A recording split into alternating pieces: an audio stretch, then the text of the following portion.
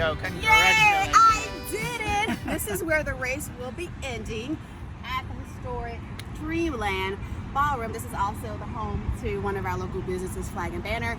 This is Matt. His family owns Flag and Banner. But I want you to tell us, Matt, a little bit about the historic importance of Dreamland. Okay, so it was originally built by a fraternal organization similar to the Mosaic Templars called the Knights and Daughters of Tabor. They were a big deal, built this enormous building in 1918 for their international headquarters and existed there until the 30s. It switched over to kind of local ownership, a USO for World War II, and the whole time hosted a absolutely amazing lineup, rock star musical lineup constantly through from the teens through the 50s and 60s. Pretty much every notable early 20th century black performer that you can think of performed on the third floor, which is the Dreamland Ballroom. Tell us about some of those performers, Matt.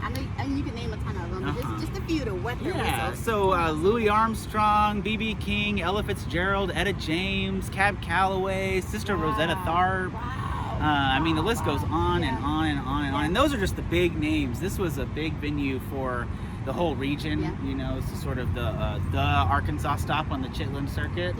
So comedians, dancers, all kinds of acts. You can really find a whole variety of performances. So tell us a little bit about that. I know you guys have been having some renovation work going on. So tell us what happens now in the historic Dreamland Ballroom. Yeah, so currently we're still under construction. So hopefully about a year from now we'll be up and done. You can't see it now, but on the other side of the building we've put an addition onto the historic structure to house an elevator that will make the ballroom on the third floor handicap accessible, which is pretty groundbreaking.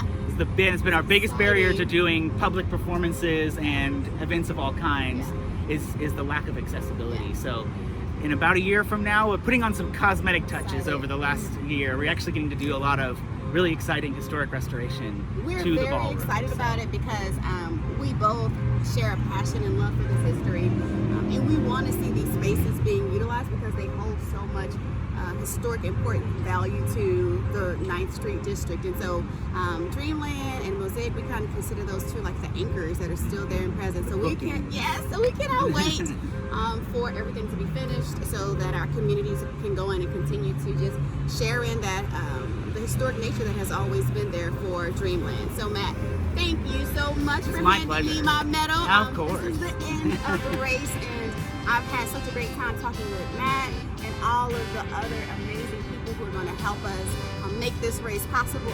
Again, we want you to come out and join us for Juneteenth in the Rock on June 18th at 8 a.m. For more information to register, go to JuneteenthInTheRock.com. Thank you, Matt. This is nice. I think Good wait. Yeah, it is. It's a good wait.